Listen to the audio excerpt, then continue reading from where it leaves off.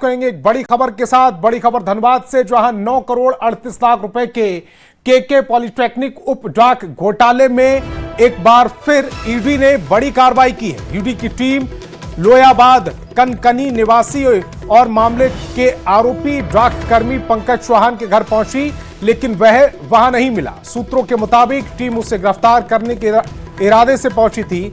जांच में पंकज चौहान के बैंक खाते में 2 करोड़ 89 लाख 12,600 रुपए ट्रांसफर होने का खुलासा हुआ था। इस मामले में पहले सीबीआई जांच हो चुकी है और 6 आरोपियों को जेल भेजा जा चुका है, जबकि उप डाकपाल सुमित कुमार सौरभ को इस पूरे घोटाले का मास्टरमाइंड बताया जा रहा है।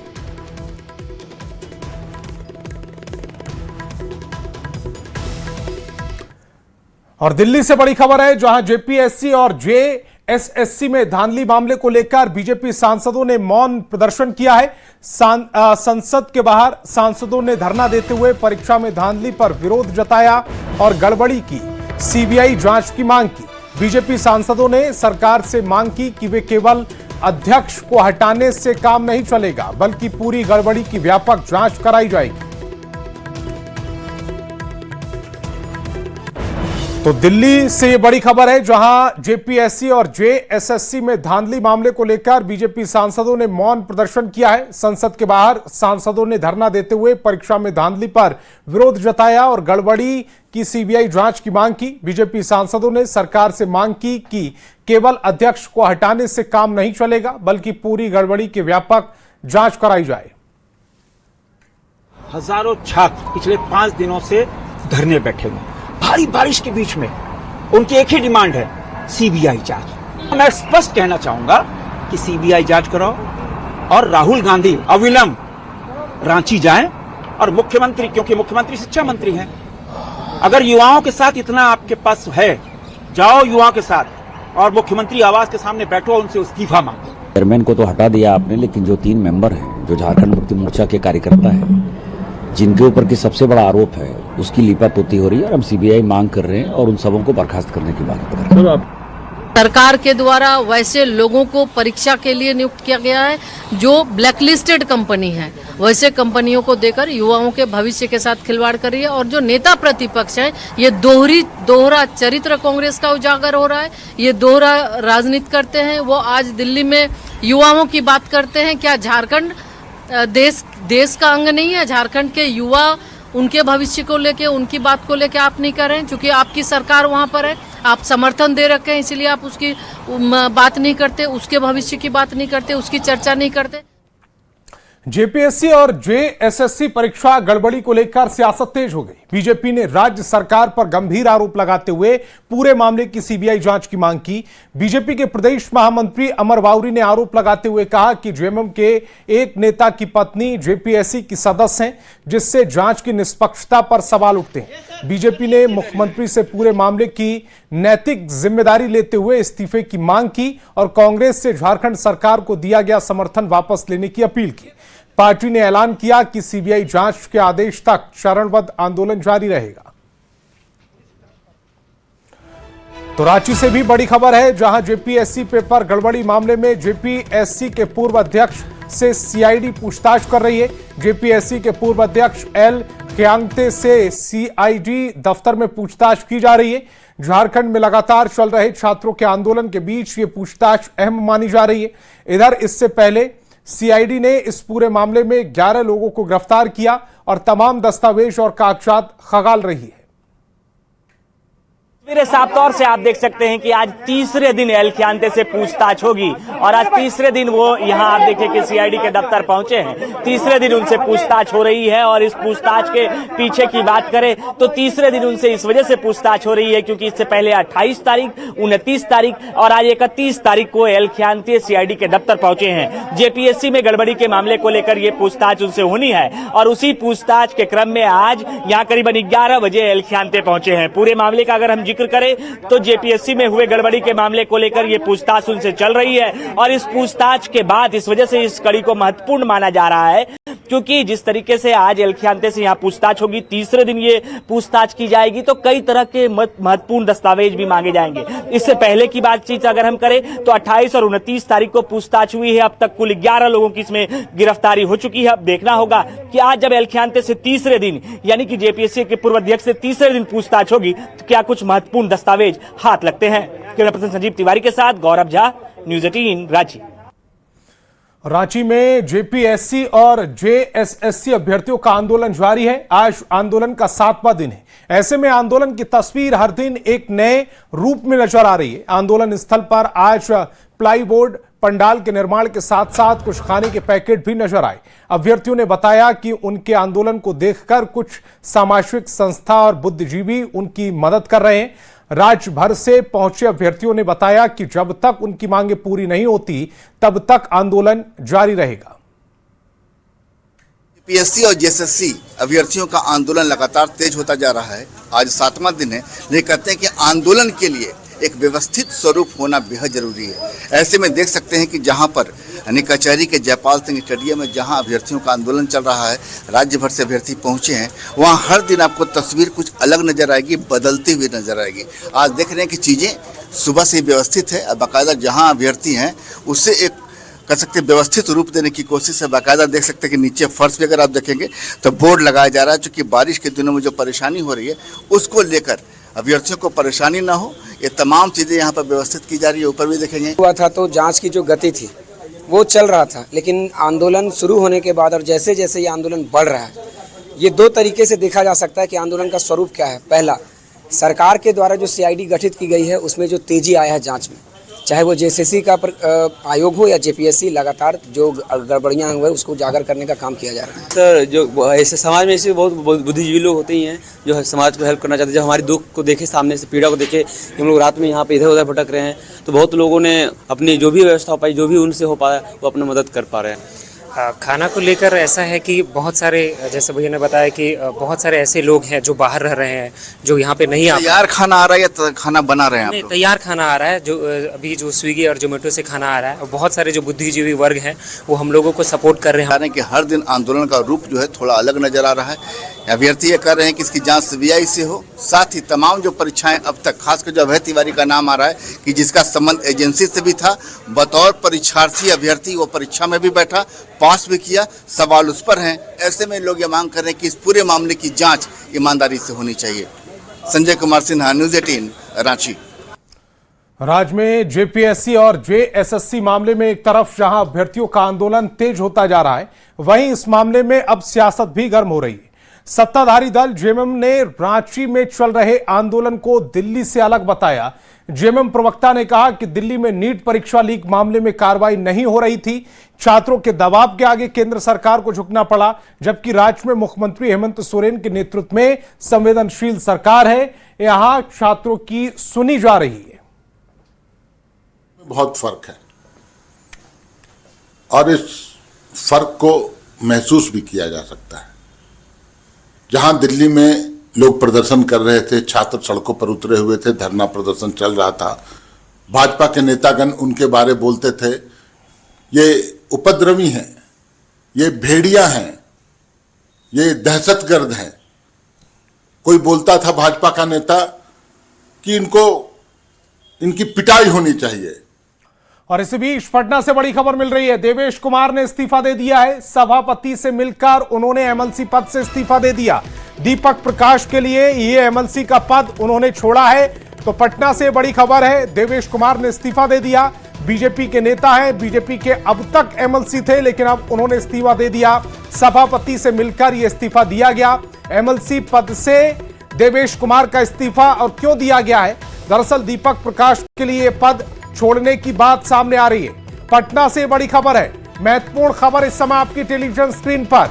देवेश कुमार जो बीजेपी के नेता हैं, उन्होंने अपने एमएलसी पद से इस्तीफा दे दिया है। संगठन में उनकी मजबूत पकड़ है, बीजेपी में उनकी अपनी अहमियत है और हालांकि अब उन्होंने एमएलसी पद से इस्तीफा दे दिया। 6-7 महीने में उनका कार्यकाल पूरा होने वाला था, लेकिन 6-7 महीने पहले उन्होंने यह इस्तीफा दिया है। सभापति से वो मिले और अपना इस्तीफा उन्होंने दे दिया। थोड़ी देर पहले यह खबर आई थी कि देवेश इस्तीफा देने वाले हैं। 4 बजे का समय बताया जा रहा था, लेकिन अब 4:35 पर यह खबर मिल रही है कि देवेश कुमार ने इस्तीफा दे दिया है। एमएलसी पद को उन्होंने छोड़ दिया, सभापति से मिले और अपना इस्तीफा उन्हें दे दिया।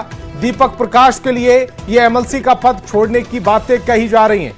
पटना से बड़ी खबर और कुछ तस्वीरें भी इस समय आपकी टेलीविजन स्क्रीन पर। इन तस्वीरों में आपको इन तस्वीरों से बहुत कुछ चीजें समझने को मिलेंगी और रवि एस नारायण मेरे सहयोगी ज्यादा जानकारी के साथ फोन लाइन पर जुड़ रहे हैं। रवि एस नारायण, जैसा बताया जा रहा था ठीक वैसा ही हुआ, समय थोड़ा सा डिले हुआ है। पहले 4 बजे इस्तीफे की खबर आ रही थी, लेकिन 4:30 बजे यह खबर मिल रही है कि देवेश कुमार ने इस्तीफा दे दिया, एमएलसी का पद छोड़ दिया। जी बिल्कुल, और देखिए जो हम लोगों न्यूज़ 18 ने जो खबर चलाई थी वो बिल्कुल सही हुई है। और यहाँ पे देवेश कुमार जो है वो खुद पहुंचे थे और यहाँ पहुंच करके सभापति से उन्होंने मुलाकात की और साथ साथ प्रदेश अध्यक्ष जो है संजय सरावगी, उनके साथ साथ मनोज शर्मा सहित कई जो एमएलए हैं वो साथ में पहुंचे थे और देवेश कुमार ने खुद अपने हाथों से सभापति को अपना इस्तीफा जो है वो सौंपा है। और सबसे खास बात यह है कि यहाँ पे उन्होंने आपको पता है कि न्यूज़ 18 से खास बातचीत में उन्होंने कहा है, खुद से उन्होंने माना कि अपना इस्तीफा जो है उन्होंने सौंप दिया है, लेकिन उनका जो कारण है उन्होंने उस पर कहा है कि इस पर नो कमेंट्स। लेकिन जिस तरीके से ये बातें सामने निकल कर आई है कि जो दीपक प्रकाश है, पंचायती राज मंत्री उपेंद्र कुशवाहा के जो पुत्र हैं, उनको लेकर के मंत्री पद को लेकर के लगातार जो है सवाल खड़े होते रहे हैं। सुप्रीम कोर्ट में केस हुआ और वहां पर भी पिछले दिनों सुप्रीम कोर्ट में राज्य सरकार। रवि एस नारायण, जो दर्शक हैं वो ये समझना चाह रहे हैं कि देवेश कुमार से बीजेपी के किसी नेता ने इस्तीफा देने को कहा या देवेश कुमार ने स्वतः ये कहा कि मैं इस्तीफा दे देता हूं क्योंकि 7-8 महीने में मेरा कार्यकाल पूरा होने वाला है। और ऐसे में अगर बीजेपी की मुश्किलें आसान हो रही है, सरकार की मुश्किलें आसान हो रही हैं, तो उन मुश्किलों को आसान कर लेना चाहिए। देखिए सबसे बड़ी बात है कि एनडीए का मुख्य घटक दल है राष्ट्रीय लोक मोर्चा जो है उपेंद्र कुशवाहा का, और वहां पे जो दीपक प्रकाश है। ठीक है रवि एस नारायण, चूंकि आपने एक्सक्लूसिव बातचीत की देवेश कुमार से, उस बातचीत में क्या कुछ है सबसे पहले अपने दर्शकों को सुनवाते हैं।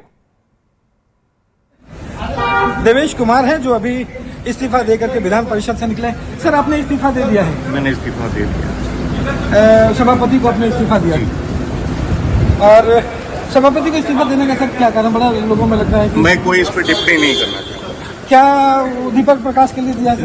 मैं कोई टिप्पणी नहीं करूंगा, नो कमेंट्स। तो देखिए ये देवेश कुमार है, उन्होंने कहा है कि इससे ज्यादा नहीं कह सकते, नो कमेंट्स, लेकिन उन्होंने साफ कहा है कि यहाँ पे इस्तीफा जो है उन्होंने सौंप दिया है सभापति को और माना जा रहा है कि ये अब जो दीपक प्रकाश हैं जिनका कार्यकाल खत्म होने वाला है, पंचायती राज मंत्री, जिस पर कई सवाल जो है वो खड़े हुए हैं, अब इनके इस्तीफे के बाद वो मंत्री पद जो है उनको बताया जा रहा है कि एक बार फिर से कायम हो सकता है। तो यहाँ पे विधान परिषद में पहुंचकर देवेश कुमार ने अपना इस्तीफा सौंपा। साथ साथ प्रदेश अध्यक्ष जो हैं वो थे और बीजेपी के कई जो नेता थे वो साथ में शामिल थे और एक साथ मिलकर सबों के साथ देवेश कुमार ने इस्तीफा सौंप दिया है। पटना से रवि एस नारायण की रिपोर्ट। हमारे साथ देवेश कुमार हैं जो अभी इस्तीफा देकर के विधान परिषद से निकले। सर आपने इस्तीफा दे दिया है? मैंने इस्तीफा दे दिया, सभापति को अपने इस्तीफा दिया और सभापति को इस्तीफा देने का सर क्या कारण? बड़ा लोगों में लगता है कि मैं कोई इस पर टिप्पणी नहीं करना चाहता। क्या दीपक प्रकाश के लिए दिया? मैं कोई टिप्पणी नहीं करूंगा, नो कमेंट्स। तो देखिए ये देवेश कुमार है, उन्होंने कहा है कि इससे ज्यादा नहीं। तो रवि एस नारायण, सबसे पहले तो आपकी इस बात के लिए तारीफ की, जो जहां पर कोई जाकर बात नहीं कर पा रहा था वहां सबसे पहले रिएक्शन आपने लिया इस्तीफे के बाद। न्यूज़ 18 बिहार झारखंड पर सबसे पहले ये रिएक्शन हमारे दर्शक देख रहे हैं, एक्सक्लूसिव ये रिएक्शन था इस्तीफे के तुरंत बाद का। आपने जब उनसे ये सवाल किया कि आपने इस्तीफा दे दिया तो दर्द नजर आ रहा था, या फिर वो कॉन्फिडेंस नजर आ रहा था कि मैंने आगे बढ़कर ये पेशकश की, अपनी पार्टी को मुश्किल से निकालने के लिए, अपनी सरकार को मुश्किल से निकालने के लिए पेशकश की, वो जो एक फक्र होता है वो नजर आ रहा था? जी देखिए, देवेश कुमार ने जब इस्तीफे देकर के बाहर निकले, आपको बता दूं कि ये सिर्फ उनका बयान जो है फिलहाल सिर्फ और सिर्फ न्यूज़ 18 के पास है और कहीं पे उन्होंने बात नहीं की। और जब देवेश कुमार वहां से निकल रहे थे तो जब हमने बात की तो उनके चेहरे पर इसे लेकर के परेशानी तनिक भी नहीं झलकी और वो इस बात से खुश नजर आ रहे थे। उनका ये साफ तौर पर ये न सिर्फ देवेश कुमार की, मैं आपको बता दूं कि पूरी पार्टी जो है उस पार्टी का ये फैसला हुआ है और पार्टी की तरफ से ये जो फैसला लिया गया और बीजेपी के जो काम करने के जो तरीके हैं उस काम करने के तरीके में कोई एक फैसला नहीं होता। और जिस तरीके से प्रदेश अध्यक्ष वहां पे पहुंचे और प्रदेश अध्यक्ष खुद सामने रह करके इस्तीफा दिया है, साफ तौर पर देखा जा रहा था कि वहां पे ये पार्टी का फैसला है। और जिस तरीके से एक अपने गठबंधन में एक दल जो है उसको लेकर के अगर सवाल खड़े हो रहे हैं, बाकी सवाल खड़े हो रहे हैं। रवि एस नारायण, मैं आपके पास आऊंगा। मेरे एक और सहयोगी शैलेंद्र मेरे साथ जुड़ रहे हैं। शैलेंद्र, थोड़ी देर पहले जब हम बातचीत कर रहे थे उस समय इस्तीफा नहीं हुआ था और अब चूंकि हम बातचीत कर रहे हैं इस्तीफा हो चुका है। सबसे पहले वो रिएक्शन इस्तीफे के बाद जो उनका स्टेटमेंट है वो न्यूज़ 18 बिहार झारखंड दिखा चुका है। इसको लेकर मैं रवि एस नारायण की तारीफ भी कर चुका हूं। जो काम कोई नहीं कर पाया वो न्यूज़ 18 के हमारे सहयोगी रवि एस नारायण ने करके दिखा दिया। अब अंदर की खबर क्या निकल कर आ रही है इस्तीफे के पीछे की?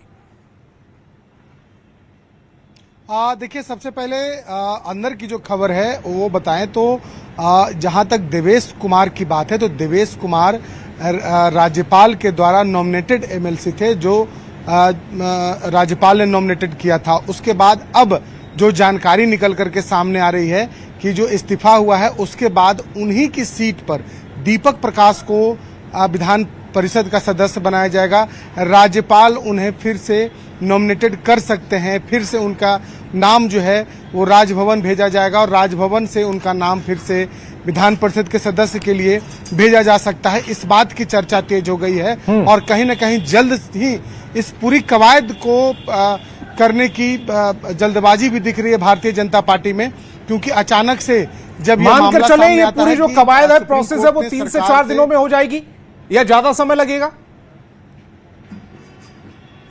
उम्मीद की जा रही है कि ये प्रोसेस देखिए जल्द से जल्द पूरा कर लिया जाएगा, क्योंकि सुप्रीम कोर्ट की तरफ से सरकार से सवाल पूछे जा रहे हैं और ये मामला वाकई ये महत्वपूर्ण जानकारी दे रहे हैं मेरे सहयोगी शैलेंद्र की 3 से 4 दिनों के भीतर ये प्रोसेस आगे बढ़ाई जा सकती है और उनको एमएलसी, जो कि दीपक प्रकाश को एमएलसी का पद दिया जा सकता है। दोनों जो मेरे सहयोगी थे रवि एस नारायण और शैलेंद्र, दोनों का बहुत बहुत शुक्रिया। झारखंड की खबरों में आगे बढ़ेंगे। झारखंड में मतदाता सूची के विशेष गहन पुनरीक्षण कार्यक्रम के इन्यूमरेशन फेज के दौरान करीब 44 लाख मतदाताओं के नाम वोटर लिस्ट से कटने की आशंका बढ़ गई। इम्यूनरेशन फॉर्म पर जमा करने की अंतिम तिथि 29 जुलाई निर्धारित थी, लेकिन इस दौरान राज्य के विभिन्न जिलों में कुल 43,74,272 मतदाताओं ने अपना प्रमाण पत्र जमा नहीं किया। मुख्य निर्वाचन पदाधिकारी कार्यालय के अनुसार 5 अगस्त को ड्राफ्ट रोल प्रकाशित किया जाएगा। इम्यूनरेशन फॉर्म जमा नहीं करने वाले करीब 44 लाख वोटरों का नाम इस ड्राफ्ट रोल में शामिल नहीं होगा। मुख्य निर्वाचन पदाधिकारी के रवि कुमार ने बताया कि सभी जमा इम्यूनरेशन फॉर्म का डिजिटलाइजेशन पूरा किया गया है। मोटा मोटी डिजिटाइज कर दिया गया, बहुत ही कम हो, आज शाम तक को कंप्लीट हो जाएगी, रात तक। फिर उसके बाद हम लोग को वो ड्राफ्ट रोल प्रिपरेशन वाला काम में शुरू हो जाएंगे। 5 अगस्त को सभी बूथों पर ड्राफ्ट लिस्ट भी पब्लिश होगा। साथ में ये एसडीडी सूची है, आपको वो पहले भी बताया था, 6 कैटेगरी के नाम नहीं रहेगी, उन्हीं का भी नाम डिस्प्ले होगा, सभी पोलिटिकल पार्टी का भी वो सूची। और चाईबासा से बड़ी खबर मिल रही है। डबल मर्डर से हड़कंप मचा हुआ है। पति पत्नी की बेरहमी से हत्या कर दी गई। धारदार हथियार से दोनों की हत्या की गई है। तालाब के पास बरामद दोनों के शव। कुमार डूंगी थाना क्षेत्र का यह पूरा मामला है। पुलिस मामले की जांच में जुटी हुई है। तो चाईबासा से बड़ी खबर है। डबल मर्डर से हड़कंप मचा हुआ है। पति पत्नी की बेरहमी से हत्या कर दी गई। धारदार हथियार से दोनों की हत्या की गई। तालाब के पास बरामद दोनों के शव। कुमार डूंगी थाना क्षेत्र का यह पूरा मामला। पुलिस मामले की जांच में जुटी है।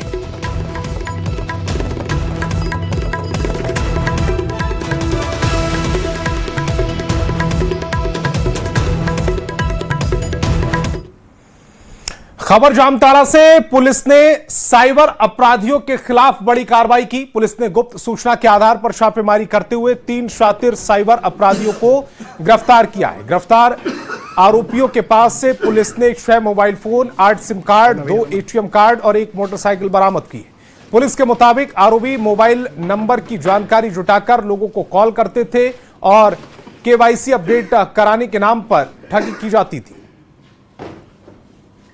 साइबर अपराध की घटना को कर रहे हैं। इस संबंध में मेरे द्वारा डीएसपी साइबर और थाना प्रभारी साइबर के नेतृत्व में टीम का गठन किया गया। टीम के द्वारा छापेमारी की गई, जिसमें जामताड़ा थाना अंतर्गत ग्राम सोनबाद स्थित एक साइबर अपराध कर्मी विक्रम दा पिता मुरली दा के घर पर छापेमारी की गई। वहां से एक साइबर अपराध कर्मी को गिरफ्तार किया गया। दोबारा इसी क्रम में जो सूचना थी कि मिहिजाम थाना अंतर्गत ग्राम बेबा में भी कुछ लड़के साइबर अपराध कर रहे हैं, वहां से 2 अपराध कर्मियों की गिरफ्तारी हुई है।